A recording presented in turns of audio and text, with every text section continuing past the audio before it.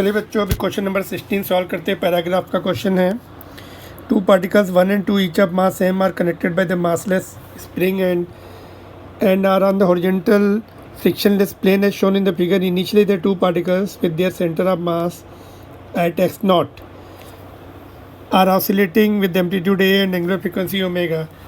Thus their positions at time t are given by x is equal to x naught plus d plus a sine omega t, और इसमें minus है यहाँ पर दोनों जगह respectively, where d is greater than 2 है. In fact particle 3 of the mass m moves towards the system with the speed u naught is equal to a omega by 2 and undergoes instantaneous elastic collision with particle 2 at time t naught. Finally particles 1 and 2 acquire the center of mass speed vcm and oscillate with the amplitude b and the same angular frequency omega. Then if the collision occurs at t naught is equal to 0, the value of vcm upon a omega निकालनी है. देखिए पहले थोड़ी situation समझते हैं. ये दो particle है, इनका जो है centre of mass x not पर है, और यहाँ पर देखिए ये इसका जो पार्टिकल 1 है, 1 का ये दिया हुआ है x1 टाइम डिपेंडेंट, तो ये इनफैक्ट ये डिस्टेंस d हो जाएगी, और यहाँ से ए साइन ओमेगा टी से ऑसिलेट करेगा ये इधर और इधर अपने. ऐसे ये वाली डिस्टेंस माइनस डी हो जाएगी, और ये अपने ए साइन ओमेगा टी से लेफ्ट एंड राइट ऑसिलेट करेगा. ऑलराइट, तो इनकी अगर हम स्पीड निकाल लें दोनों की, इसकी इधर होगी, मतलब स्पीड निकालते डिफ्रेंशिएट करके फिर कोलिजन लेते, then will see further.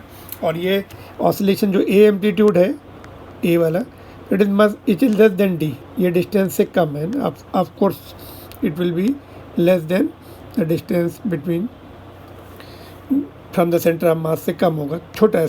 Oscillation is smaller in fact. Particle 3 अब चलिए फिर अभी सॉल्व करते हैं इसको. पार्टिकल 3 की स्पीड दी हुई है ना, पहले इनकी स्पीड निकाल लेते हैं, पार्टिकल 1 की और पार्टिकल 2 की. डिफ्रेंशिएट कर लेते हैं इनके रिलेशन को. पहले v1 निकाल लेते हैं पार्टिकल 1 की. देखो यहाँ से डिफ्रेंशिएट करेंगे इसको, v1 will B x not plus D, तो डिफ्रेंशिएशन 0 हो जाएगा, फिक्स वैल्यू था ये. और ए साइन ओमेगा टी का क्या आएगा, A omega cos omega T. And T is equal to, अभी टाइम भी दिया उन्होंने, टी कब कोलिजन हो रहा है, T naught is equal to कितना दिया हुआ 0, time T is equal to T naught which is equal to 0 है ना. तो v1 कितना आ जाएगा, v1 will be omega A omega है ना. एंड v2 डिफ्रेंशिएट करेंगे इसको, देखो माइनस ए ओमेगा कॉस ओमेगा टी हो जाएगा, साइन का ओमेगा बाहर भी आ गया, तो v2 is equal to minus A omega. ठीक है, अभी सिचुएशन ये हो गई. देखिए ये पार्टिकल 2,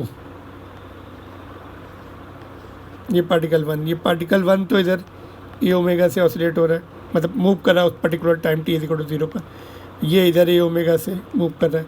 जो पार्टिकल 3 है that is coming with the speed कितनी दिए, यू नॉट कितनी दिए, ए ओमेगा बाई 2.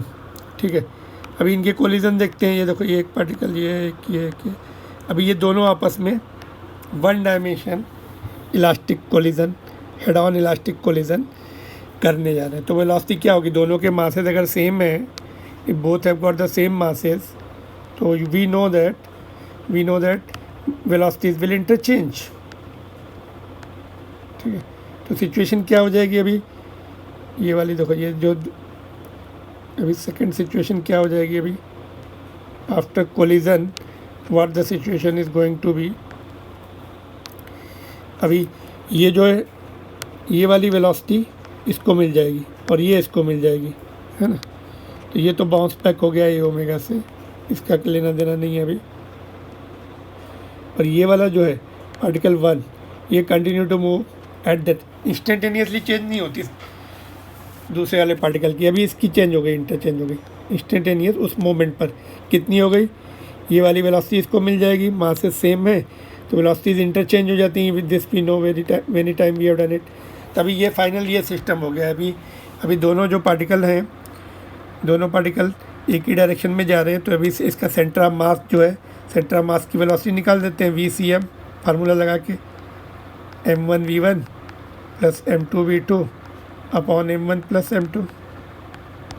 मासेस तो सेम है, कॉमन लेके कैंसिल हो जाएंगे, ऊपर नीचे m सब mm है, तो नीचे 2m हो जाएगा, नीचे 2 बचेगा। अभी a omega by 2 plus a omega, masses ऊपर तो कॉमन लेके कैंसिल हो गया, नीचे 2m की जगह m बच गया, नहीं m कैंसिल हो गया, 2 बच जाएगा ना।